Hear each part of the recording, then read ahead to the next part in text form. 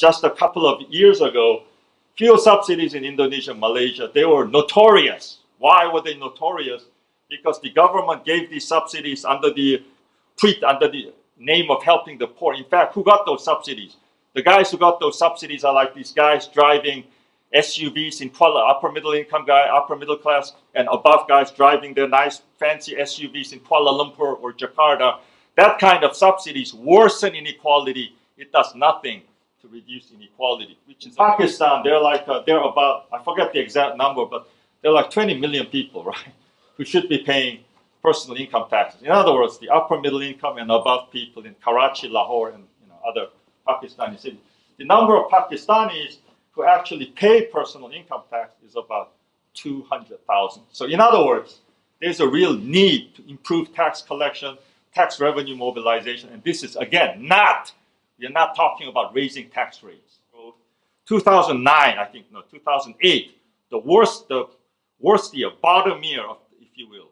In that year, actually, world economy shrank, according to IMF, and the global shrank marginally. And the world trade shrank by a larger amount, something like 5–6%. In that kind of a year, China, believe it or not, in retrospect, it's a miraculous performance, was able to grow by, I forget the exact number, but something like 7.58%. How was that possible? That was possible because of fiscal stimulus. Of course, that helped China support its own growth, but it also had enormous spillover effects. It helped support growth in East and Southeast Asia, Korea, Thailand, Malaysia, all these guys that export a lot to China. What I've been doing since joining ADB 8 years ago is doing this ADO, Asian Development Outlook, and more specifically, I've led several, in fact, about 6 or 7 special theme chapters. So again, this special theme chapter looks at an issue that is highly relevant to Asia's long-term growth and development. So just some ADO special theme chapters that we did in the past to give you an idea of what I mean. Well, about a couple of years ago, we looked at the issue of Asia service sector development, because many Asian countries, especially East and Southeast Asian countries, they have very well-developed and dynamic manufacturing sectors, but highly inefficient and backward and unproductive service sectors. So we thought, it might be a good idea to explore how Asian countries can improve the productivity of their services sector so that their service sector match the dynamism of their world-class, in many instances, world-class manufacturing sector. So that's one special theme chapter we did. Another special theme chapter we explored was many Asian countries, including some countries that are not rich yet, giving rise to fears about growing old before growing rich, but their population aging, including China, right, which is a middle-income country. And there's a really serious concern that a country like China might grow old before it becomes rich, right? Because that would present serious problems. It would also cause a big risk of widespread old age poverty. So we thought economic impact of Asia's population aging. In other words, Asia's changing demographic landscape towards significantly older population. How is that going to affect Asia's economic growth and the other dimensions of Asia's economic performance? So that's another issue that we explore. Now, this particular and the special theme chapter for this year, which I also led, looked at the issue of financial sector development in Asia, right? Of course, it might be a little puzzling to look at financial sector development in Asia at this particular point in time, because we all know, right, since the global financial crisis, right, of 2008, 2009, that global financial crisis gave financial development, financial innovation a really bad reputation, right? Because the immediate catalyst of the global financial crisis, which erupted in the US and then spread like wildfire across the Atlantic to European countries, the immediate catalyst of global financial crisis was too much, right? Financial innovation. But our point was, look, that kind of too much finance, fancy, sophisticated financial products that even regulators cannot fully comprehend, like mortgage-backed securities or collateralized that obligation and all these fancy, sophisticated financial products, that's relevant for New York. That's relevant for London. It's not so relevant for Asia, which is very, compared to its dynamic real economy, financially underdeveloped and backworking. So financial development in these advanced countries mean very different things in these very advanced countries, and in developing countries, in developing Asia, including Georgia, means fundamentally different things, right? In developing countries, including here in Asia, financial development means something much more basic. It means building up sound and efficient banking system and deeper and more liquid capital markets, right? Bond markets and the equity market. It does not mean high-tech financial wizardry that you see in New York or London. So let's not get confused between the two, which is why we explored that particular issue in this year's ADB. But last year, the issue that we explored was how can Asia use fiscal policy to fight inequality? And we thought it was an interesting issue for a number of reasons, but perhaps above all, we thought it was especially interesting because in Asia, we traditionally used fiscal policy to promote economic growth, right, rather than to redistribute income. In other words, we used fiscal policy, Asian governments, to be precise, use fiscal policy to invest in infrastructure, education, and other activities and investment that promote growth rather than to redistribute income. In other words, the focus of Asia's fiscal policy in the past was very much to expand the size of the pie rather than to divide the pie more fairly, as is the case in many advanced countries, especially European countries. Of course, they are much richer than us, so it's not an altogether appropriate comparison. But anyway, so this is our theme chapter, 2014. So this theme chapter already came out last April. So why am I doing this presentation today here in November 2015 at ISET in Tbilisi? Because to prepare a special theme chapter, you need to prepare, we usually prepare at the research department 10 to 15 background papers. Some of these background papers, we ADB staff, including myself, prepare ourselves. Some are done by external authors, external consultants, and some are done jointly by ADB staff and external consultants. And they usually number between 10 to 15 papers. Only about 5% of that material goes into the special theme chapter itself. So the question becomes what to do with this wealth of material that we produced, right, for the to make the ADO special theme chapter. So somebody came up with the clever idea of why don't we select some of the papers, the better papers, and make a book out of it. So as many of you who've published books know, especially with a reputable publisher like Routledge, right, this is the outcome, right, the book. It's a long process, right? So so after a lot of work and a lot of work and energy and effort, the book finally came out in early June, right? Routledge, right? By Routledge. So before I go into my presentation itself, let me just briefly tell the audience what's inside the book. So what is the content of the book? We begin with an overview. In other words, we discuss why this issue is important. Why should Asia care about using fiscal policy to fight inequality? Why does it matter for Asia at this particular point in time? The second chapter examines, delves into a conventional wisdom. That conventional wisdom is this: Asia, because of its responsible fiscal policies, in other words, by and large, Asian countries did not, unlike some countries in Latin America, for example, did not spend more than their income. That promoted macroeconomic stability, that promoted growth. But the conventional wisdom is, as a result of a history of sound and responsible fiscal policy, Asia has considerable fiscal space, at least compared to other parts of the world. So we examined that conventional wisdom. And by and large, the data seems to support that conventional wisdom. Now, the third chapter looks at This is only indirectly related to the theme chapter because it looks at fiscal policy and not inequality, but the relationship between fiscal policy and economic growth.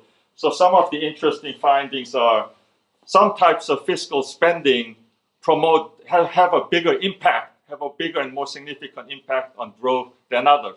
The types of government spending that you would expect to have a bigger impact on growth, in fact, do. That's what we find. For example, public spending on education has a higher impact on growth, economic growth, than other types of fiscal spending.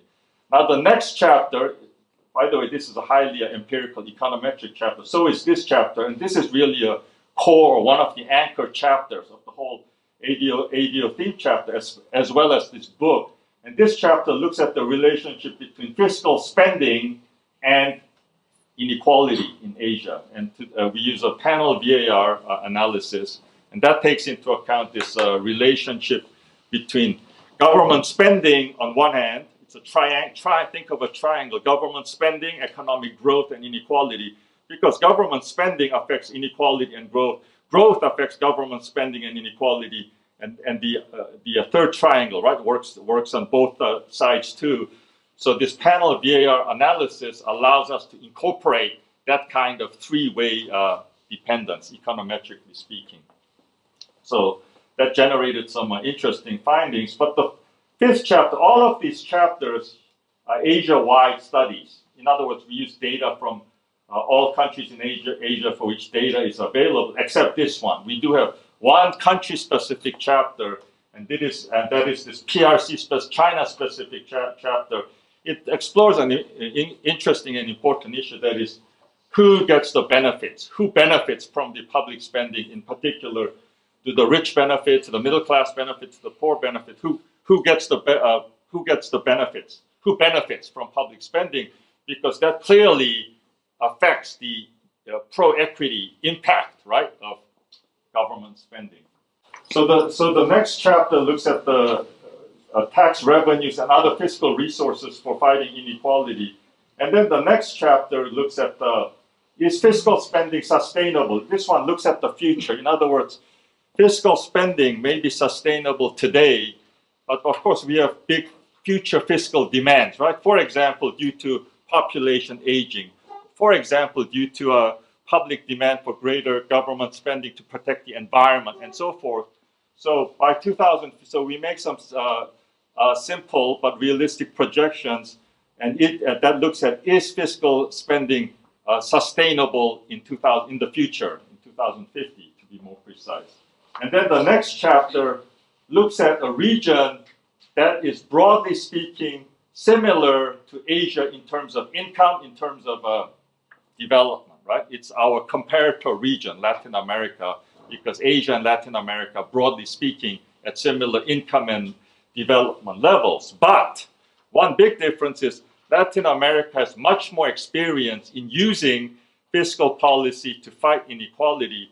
Brazil and Mexico, for example, had highly successful conditional cash transfer programs, right? Brazil's conditional cash transfer programs in particular, right? The Bolsa Familia is widely viewed as a gold standard, right? Or for highly successful conditional cash transfer programs. Of course, that's a positive lesson. What Asia can learn from Latin America, there are also negative lessons, right? What not to learn. For example, we are fiscally much more responsible. We are fiscally much more sustainable than Latin America, right? Generally speaking.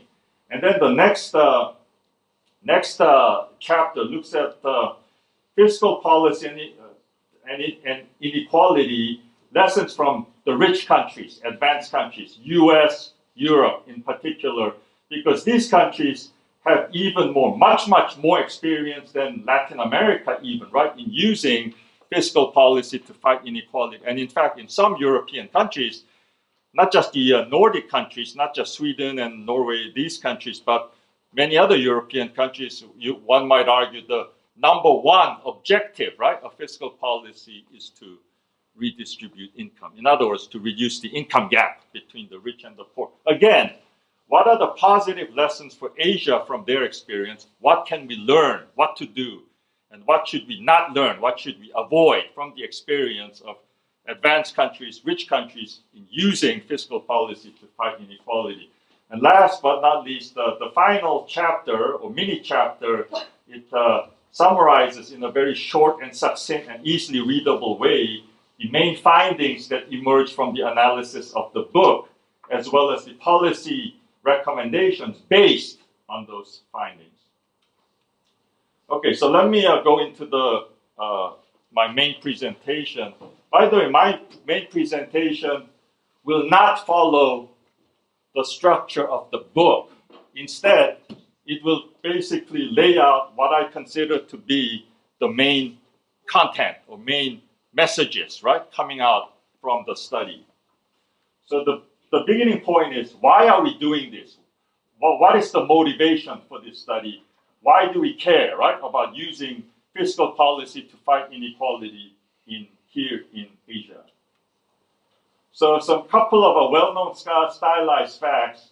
Asia has grown much faster than other parts of the developing world, right? We've been spectacularly successful in achieving rapid growth, and rapid growth for a long period of time, sustained rapid growth. Of course, that yielded a lot of benefits, right? If you go to many, many Asian cities, right? Whether it's Bangkok or Seoul or Shanghai or so many cities you visited there 30 years ago, in 1970, 50 years ago, you visited today, it will be like night and day, right? You would not know the difference. There's been this huge improvement in general living standards. But perhaps an equally important, if not even more important benefit of our sustained rapid growth is what happened at the low end, right? What happened to the poor Asians? As largely as a result of our sustained rapid growth, we've been able to reduce poverty on a much bigger scale than other parts of the developing world, Middle East, Latin America, and Sub-Saharan Africa, right? These are brown bars.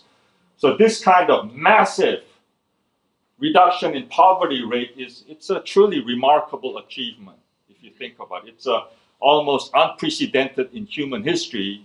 It's a massive, massive achievement that Asia has been able to achieve, largely as a result of a continuous, sustained, rapid growth. So what is the problem? Well, the problem that I want to focus on today is this one, that inequality seems to be worsening. The income gap between the rich and the poor, between the haves and have-nots, seems to be widening.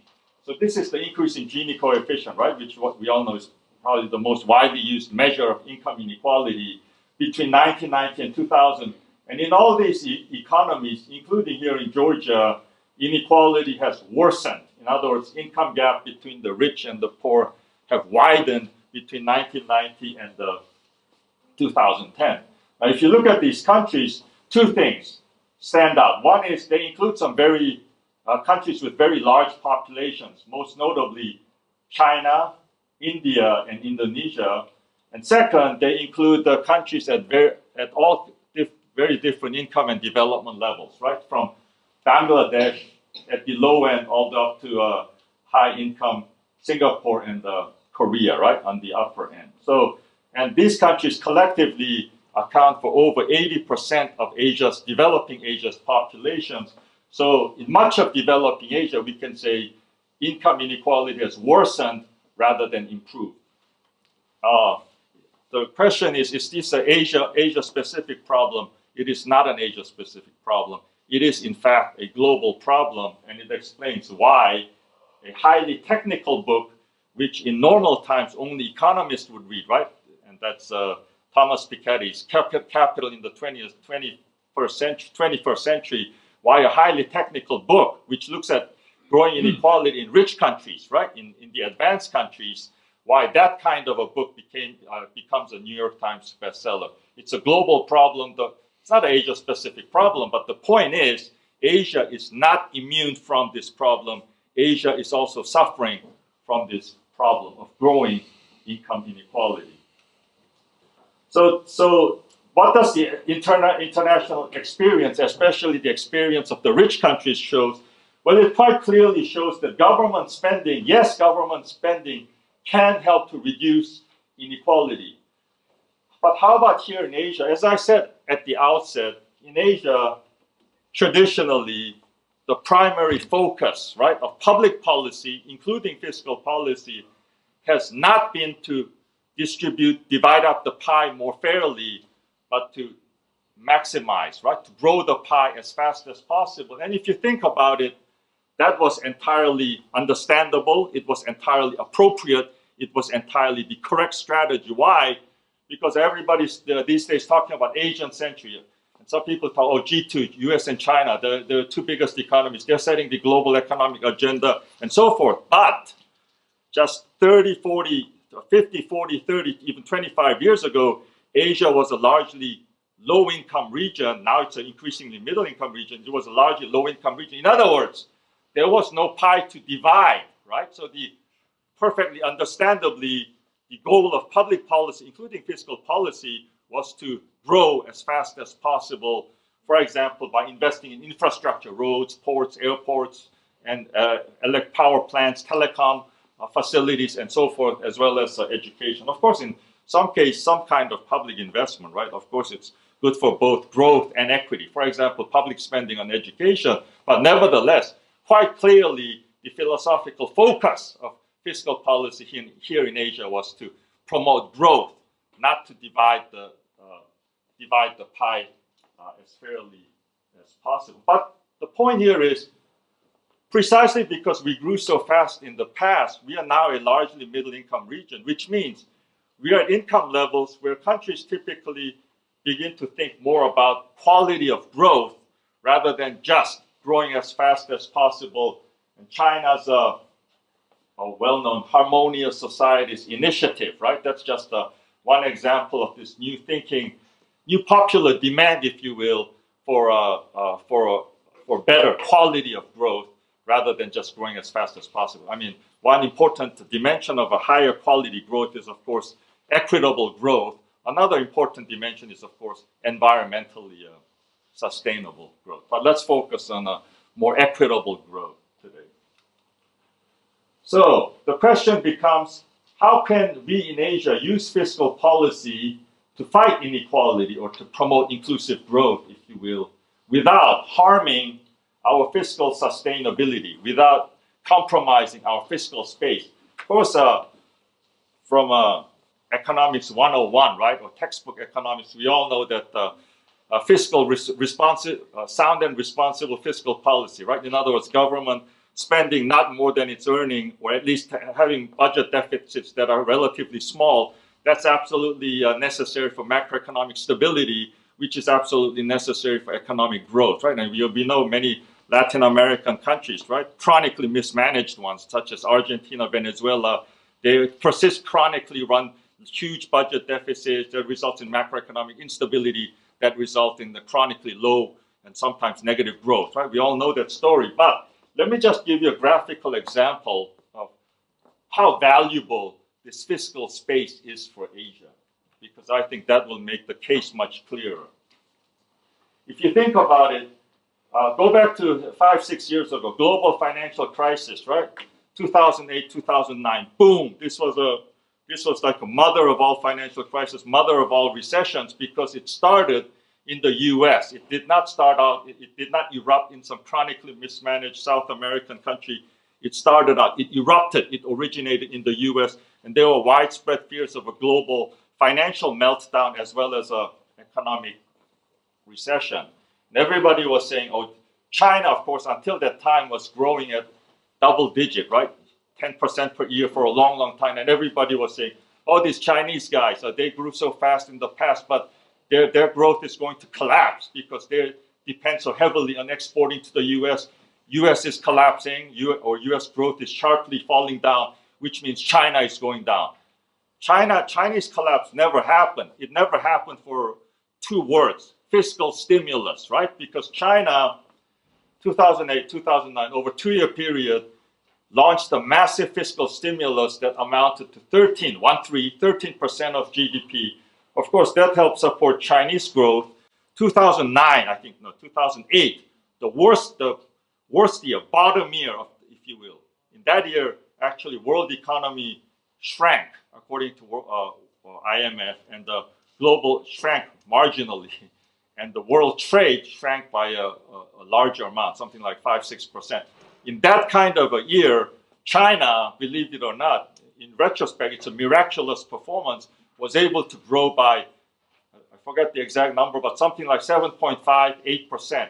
How was that possible? That was possible because of fiscal stimulus. Of course, that helped China support its own growth, but it also had enormous spillover effects. It helped support growth in East and Southeast Asia, Korea, Thailand, Malaysia, all these guys that export a lot to China, that have a tight, close economic linkages with China. So a very graphical example of the importance, if you will, the value, if you will, of fiscal space, right? Because fiscal space gives governments the power to use fiscal policy when they really need to use that power. For example, when global financial crisis, not something that erupts in a chronically mismanaged South American country, but a global financial crisis erupts in the US.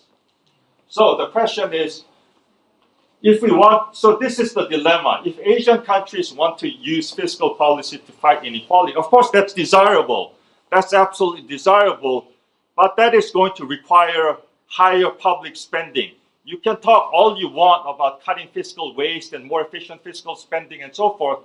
That's not gonna do the job though. Realistically, if you wanna be real about Asian governments using fiscal policy to fight inequality, then that requires at least some increase in public spending, right? Government spending, but that necessarily may, not necessarily will, but may jeopardize, right, or compromise our fiscal sustainability, which served us so well in the past and which will serve us so well, which we absolutely need going forward as well, especially since we are living in a much more volatile world, and not only a lower growth world since the global financial crisis, but also a much more volatile world. So the next section, or the next part I want to focus on is government spending to fight inequality. And then that's one side of the fiscal coin or fiscal equation. The other one is taxes and other revenues, right? So this could easily have gone the other way. I could have done public revenues first, taxes and other revenues first, and then public spending. But there's a reason I'm doing public spending first, and it is this. If you look at the empirical evidence, large number of econometric studies, primarily from advanced economies, they show quite clearly, the vast majority of them, something approaching a consensus, show that public spending has a bigger, more significant impact on fighting inequality than taxation and other revenue policies. I mean, for example, progressive taxation, right? And a colleague of mine at ADB, she has since moved on to the IMF, anyway, Iris Klaus, she did some a similar exercise, empirical exercise for Asia, and she finds the same pattern. In Asia, as in the rich countries, it seems to be the case that spending, government spending, has a bigger, more significant impact, more powerful impact on fighting inequality than taxation and other revenue policies. So that naturally begets the question, public spending more important for fighting inequality than taxes and revenue policies? Does that mean taxes and revenues are not important for inclusive fiscal policy? Of course not, because at the end of the day, unless you want to end up like Argentina or Venezuela or some other perennially mismanaged country, at the end of the day, you need fiscal resources, right, to finance that spending. So even if public spending has a bigger, more significant impact on inequality than revenue policies are still hugely important because you need resources to finance all these government programs, all this government spending that helps to reduce inequality. So moving right along. So we did this panel. I'm not going to go into bore you with econometric details, but we did some panel VAR analysis. And then let me just explain in very broad terms what this means. It shows if there's an increase in government spending on education, what happens to inequality as measured by Gini coefficient after 1 year, 2 year, 3 years, so forth. This is the 95, the dotted lines are the 95% confidence interval. So focus on this brown line. So quite clearly, yes, this is for Asia, by the way. Yes, public spending does seem to reduce inequality in Asia, right? As it does in the rich countries, for example. We did the same exercise for healthcare. We find a similar pattern, although the cumulative, the total effect is somewhat smaller for healthcare than it is for government spending on education. So you might ask, how about infrastructure? Because ADB is an infrastructure bank, basically, and this newly forming, what is it? AIIB, that's an infrastructure bank, right? So how about infrastructure? Well, I don't show it. I don't show it in the slides. But if for infrastructure, public spending on government spending on infrastructure does not seem to have an effect on inequality. That's what we find, and that's quite plausible. But does that mean infrastructure plays no role in reducing inequality? No. All that means is you have to invest in infrastructure in ways that benefit the poor, so as to maximize its impact on inequality. For example, many poor people lack access to infrastructure. For example, electricity. So improve the access of the poor, geographical access of the poor, right, to infrastructure such as electricity. Now, secondly, even when the poor do have access to infrastructure, sometimes they cannot afford it, right? It's too costly for them, of course. So that does suggest the role for subsidies, of course, as long as it's done in a selective and fiscally responsible way. Okay, so we need not only does of course, when you talk about public spending on education, public spending on healthcare, very few people would object to that. Why? Because that kind of government spending, if you think about it, it's good for economic growth. It's also good for inequality, right? If you think about it, because at the end of the day, who benefits the most from government spending on education, government spending on healthcare? It's the poor, right? Because the rich, right, in rich countries, where public schools are lousy, they pack their kids off, they send their kids off to private schools, right? We all know that, perhaps here in Georgia as well. And also it's certainly the case in my country, Korea, right? And in the US, many other countries. Secondly, if the public hospitals are lousy, of course the rich always have the option of going to a nice, fancy, expensive private clinics. So, but besides these kind of spending that in principle benefits both growth and reduces inequality, but besides these kinds of spending, right, there's always equality of opportunity, right? That's the word.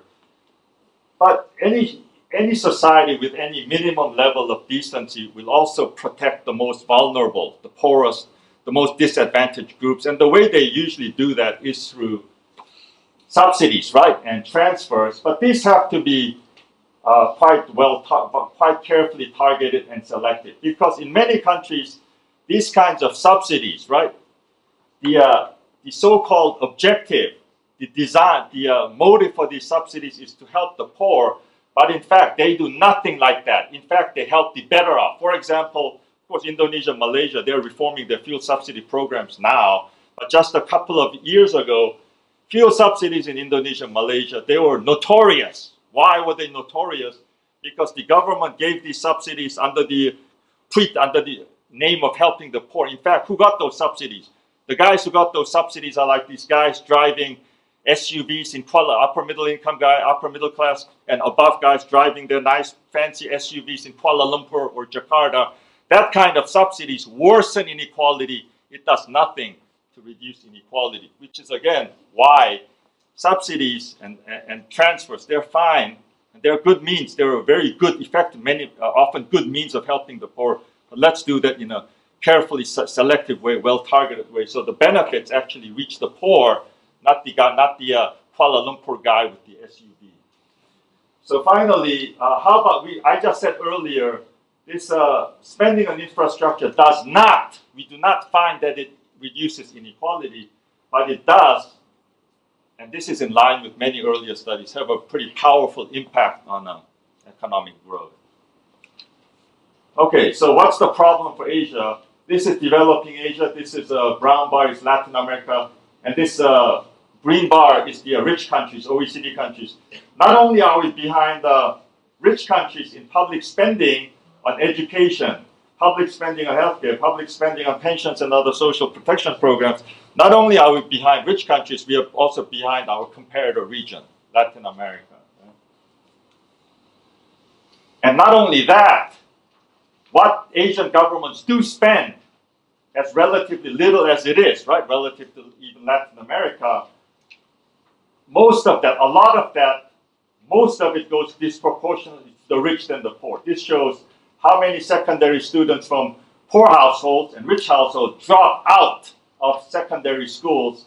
Dropout rate much higher for poorer children from poor households, right? So what that means is these kinds of public spending on education, secondary education, benefit the rich disproportionately more than it benefits the poor. And then this from the China-specific study, this is who gets public pension benefits, is what this graph shows. This is richest 25% Chinese, this is the poorest 25% Chinese. Of course, when you're young, right, you get no pension, but the point is not that this is a big gap. Even in rich countries, even in OECD countries, there's going to be a pretty big gap, right? Because the rich pay more into the system, more into the pension system. What is scandalous about this graph is not that there's a big gap, but rather, more precisely, that this gap is so huge. Because in rich countries, government would step in, right, and help the elderly poor. They would provide social pensions and other programs. So yes, the gap will be quite big, but it will not be this monstrously big, right? So it's a problem in Asia, not only China, but in other Asian countries too. And finally, of course, besides the size of fiscal spending and the incidence, who gets the benefits, of course, what kind of spending governments do is also important. For example, education. Why not invest in technical and vocational education rather than, let's say, something like religious text memorization, right? Why not invest in this kind of technical and vocational education that gives poor students, students from poor households rather, marketable job market skills that makes them productive and desirable in the job market. And by the same token, why not invest the last dollar of public health spending on some rural clinic where there is no rural clinic, for example, in Indonesia, in the jungles of Irian Jaya, right? Rather than on the upper middle class, rather than spending some fancy state-of-the-art medical equipment for the upper middle class public clinic in a posh part of Jakarta.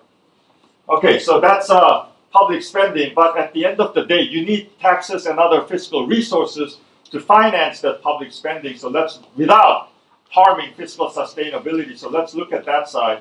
So we first examine a conventional wisdom, which is this.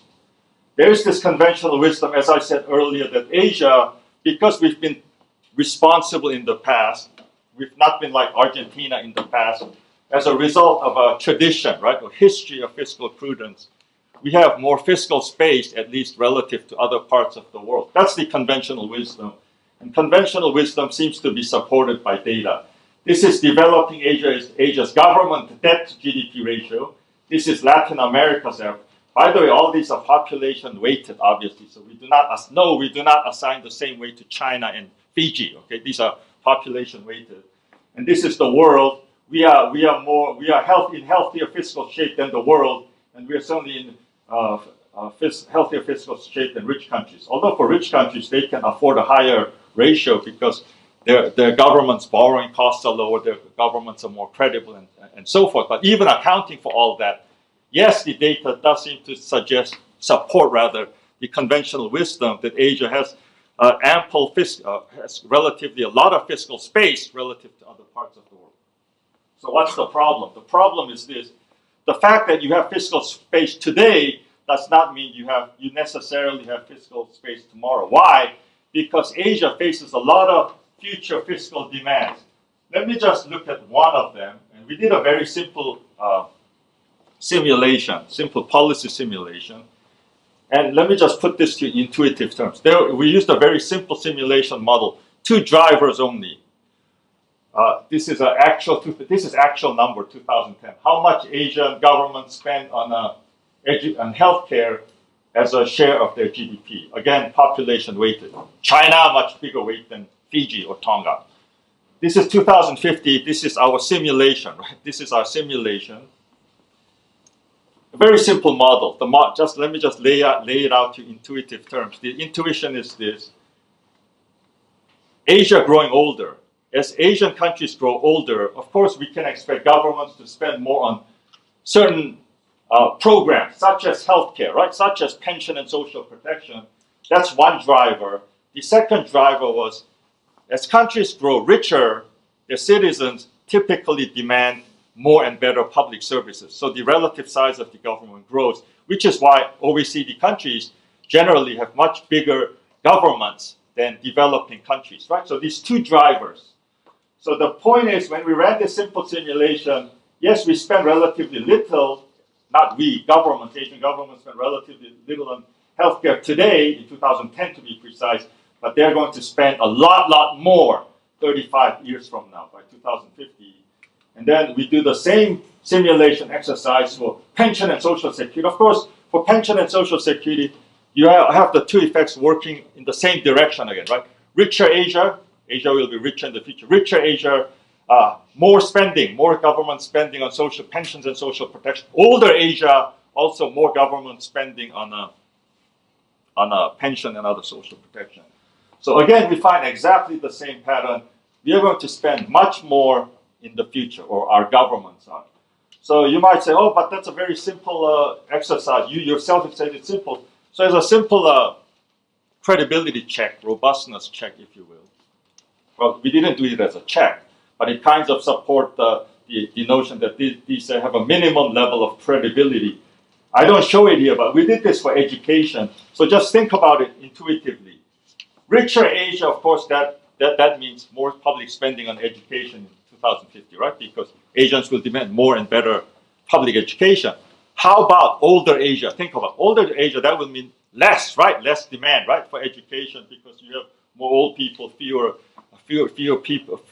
citizens who are student age, right? So, and what do you know? When we did this for education, which I don't show here, in 2050, in fact, what Asian government will spend on education 35 years from now will be slightly smaller than what they spent in 2010. In other words, Asia growing older effect dominates the Asia growing richer effect by a small margin. But the point here is that kind of shows that all these are these simulations, as simple as they are, have a minimum level of credibility and robustness, it seems, because that's very intuitively plausible, those results.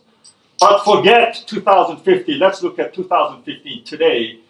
So even today, we collect much less taxes as a share of GDP, not only relative to the rich countries and relative to the world as a whole, but also relative to Latin America.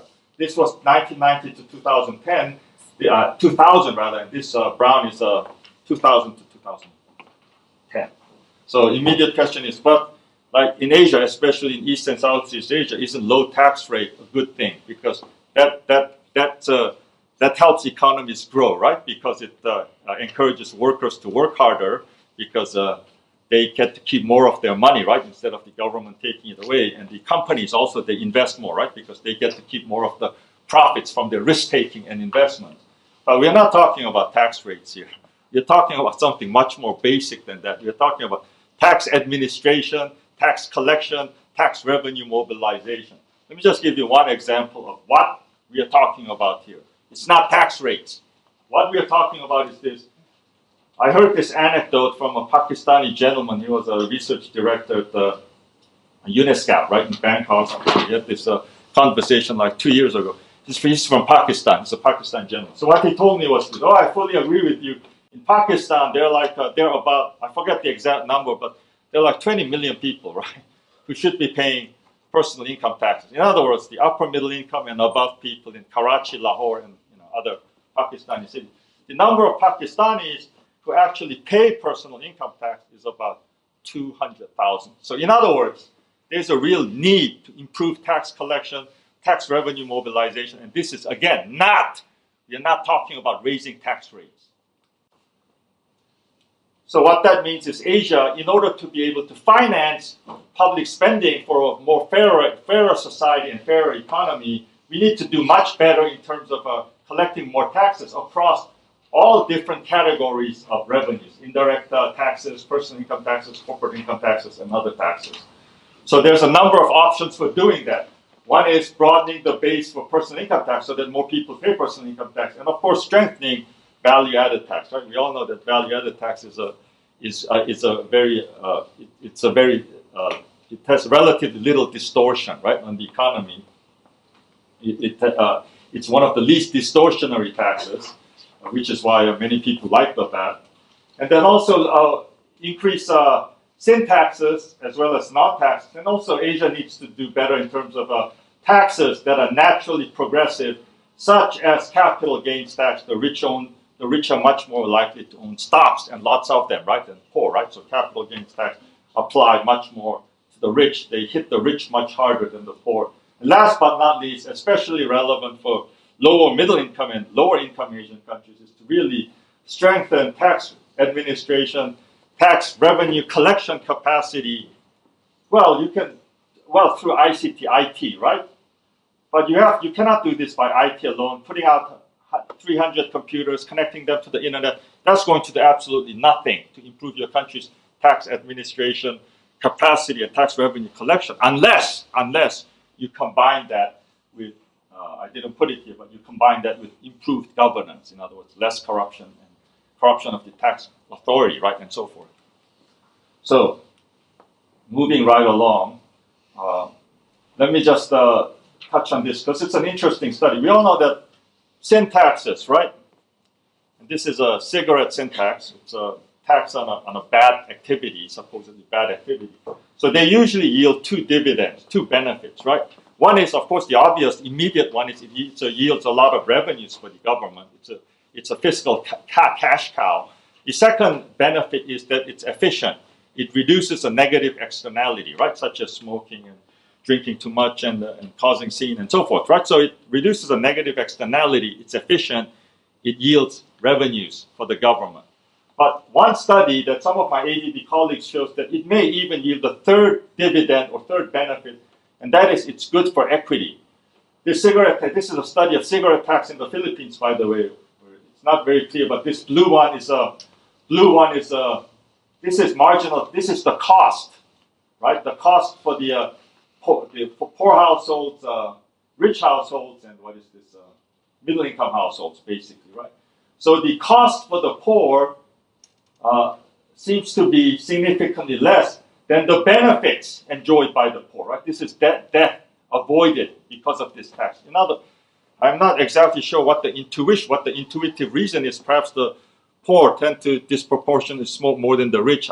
Perhaps that's intuition, but it seems not only is cigarette tax good for equity, good for government revenues, it's good for reducing a negative externality, it's efficient, but it's also good for equity because it benefits the poor disproportionately more than it does the other groups. That's what a study of the cigarette tax in the Philippines found. So let me just conclude, not by regurgitating and going over the what I just talked about, but in fact, let me just talk about two broader, overall, cross-cutting themes, two of them. One is this. When we talk about using fiscal policy to fight inequality, of course, the broader overall fiscal framework has to focus on fiscal sustainability, right? It has to focus on fiscal sustainability, fiscal space, and not letting the government public debt grow out of control, right? So we all know that. But subordinate to that, under that, let's also explicitly, institutionally, systematically include some equity objectives. Of course, that requires data. But I'm quite sure that many middle income and above countries would have that kind of data. For example, government spending on secondary education, how much of that is spent on students or children from the poorest 20% households, the next poorest 20% households, the richest 20%, and that allows the government to evaluate the performance of their fiscal policy in fighting inequality, right? So let's make this systematic, institutionalized, rather than every time a food riot by poor people break out in some Asian city, government rushes in and gives bread or rice or money to the poor, and then it's quiet for a few years, another riot breaks out. Not like that. Let's do it in a more systematic, institutional way. So let's incorporate equity objectives explicitly into the fiscal framework, but as long as they're subordinate to the broader goal, broader objective of fiscal sustainability. That's it requires data, but there's no reason it cannot be done, at least in middle income and above countries. That's one broad overall suggestion, if you will, thematic suggestion. The second one is this. Well, Asia seemingly has a lot of fiscal space today, but as we saw, it faces large fiscal demands tomorrow, right, in the future. So we're not going to have a lot of it. And I just mentioned population aging, right, as a future fiscal. I did not even touch upon environmental protection, and we all know that, including China, for example. The Asian public, right, is going to press their governments to spend more on the environment. We all know that, right? That's going to be another big future fiscal demand, which I didn't even touch upon. So we all know that we seem to have a lot of fiscal space today, but that's not going to be the case tomorrow. So what that means is this. Yes, we need to do much better in terms of collecting more revenues, and making people and companies who should be paying taxes actually pay, right? We clearly need to do that, but at the same time, let's be more innovative, and let's be innovative so as to make best use of whatever fiscal space we have. So one idea we have is Asian countries, including ADB, by the way, does a lot, and I'm sure World Bank and EBRD and others do a lot of it too. Well, not EBRD, right? That's entirely private sector. But anyway, public-private with the ADB does ADB does a lot of PPP, right? In hard infrastructure, right? In hard infrastructure, right? In roads, power plants, telecoms, and so forth, right? We all know that. Let's stick with ADB. We do a lot of PPP, or try to do a lot of PPP in hard infrastructure. But why don't we do the same in social infrastructure? And not just building schools and building hospitals and building rural clinics, but also in terms of operation, so that you see an improvement in the delivery, in the quality, in the efficiency of the services provided. And lest you think this is just a pipe dream, of course, this has to be made more concrete and specific. Unfortunately, at the level of the ADO theme chapter, we were not able to get into like country-specific examples and so forth. But clearly, this needs to be laid out in more concrete, specific terms. But anyway, the broader idea is there. Unless you think all of this is a pipe dream, I think like already about, time flies, already about 2 months ago, right? There was an Economist cover story, right? You might recall. It was about primary schools in a Nairobi, right? It's capital of Kenya, Nairobi slum. Slum is a very poor neighborhood. 500,000 people. There were like 2-3 public primary schools. And even those, the teachers didn't show up, right? They didn't show up for work because government didn't pay them, right? Among other things. But so what happened in Nairobi, in the slums of Nairobi, in this 500,000 people slum of Nairobi? Of course, the parents, like parents anywhere, want to send their kids through school. So what happened was, private sector stepped in, and they created these $1 a month, or I forgot the exact amount, public private schools, if you will, that provided and that is now the dominant form of primary education, but more in Nairobi, in the slums of Nairobi, to be precise. But the broader point here is, much more than you think, bring in the private sector, their dynamism, their entrepreneurship, that can really help to improve the quality of healthcare, education, and other basic services. And again, at the end of the day, who benefits from not just more, but who benefits from better public school, better public hospital, better public clinics? It's the poor, right? As I said earlier, the rich, right? They always have the option, right? And many do exercise their option of sending their children to nice, posh private schools and going to nice, posh, very expensive private clinics. So at the end of the day, the poor, it is the poor who will benefit the most from better, not just more, but better public services. Okay. Yeah. That's it. Thank you.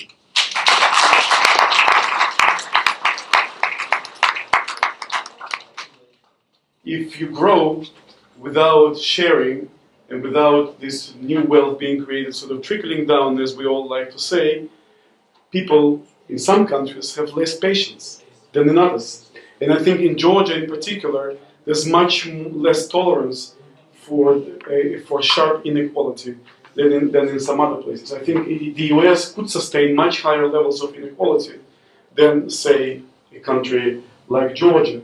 And today, when we're living in an age when people can get much easier to mobilize with the help of internet, with the help of social media and everything, the poor, if they conceive themselves to be too far behind, may take it to the streets much faster than in the past. Right.